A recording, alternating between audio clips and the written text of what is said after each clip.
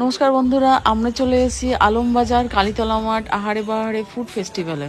তোমরা দেখতে পাচ্ছ এখন এত রকমের খাবার দাবার, বাম্বু বিরিয়ানি, ও মাই গড, চিকেনগুলো দেখো, আমার লোভ লাগছে।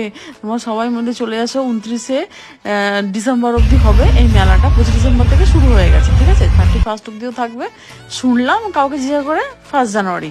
বাট চিকেনগুলো শুধু দেখো, কাবাব তৈরি হচ্ছে। আমি তো লোভ সামলাতে পারলাম না, নিয়েই নিলাম। টেস্টটা দারুণ। আর মিষ্টিগুলো দেখো, দেখলে তোমার জিভে জল আসবেই আসবে।